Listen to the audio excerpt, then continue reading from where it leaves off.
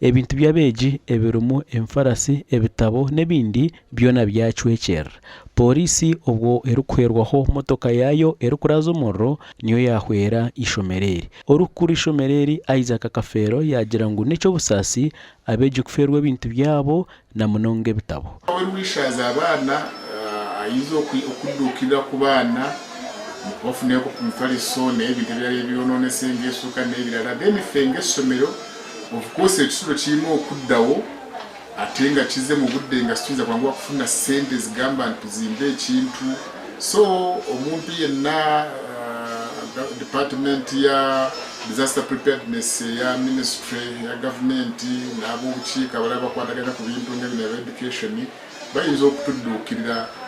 Omurro tebamanya aho gwaruga ngu habwokuba omu byombeko by'abeegi aba tarimu soketi yona y'amashanyarazi. Nja kukiteeka nnyo ku baana Katonda okutaasa abaana ne banguwa okuzuukuka ne bakwesa emergency exits ez'emiriro ne badduka ne bafuluma bonna ne badda ebwere. Engeri gye bali abaana aba senior ng'ate balenzi banguye mangu okwetaasa ne bafuluma n'abamu ne basobola okufulumyako ku bintu ebimu mu ddoomu eziriraanye. Orukurra abasiraamu bambara district hamwe na Rwampara, Sheikh Abdara Mukwaya yasiima polisi eyabayamba. Okusooka nja kwebaza Allah atusobozesezza okutuuka ku ssaawa eno tubeera nga bwe tufaanagana.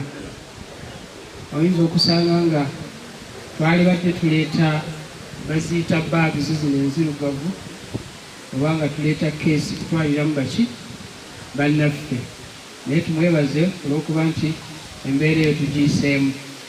Ekyokubiri mbeebaza olw'okubeera abavumu n'okuba n'empisa. In case of any incidents, please report immediately. And I want to thank my fire team that responded in time. Gashakwa Arwasu.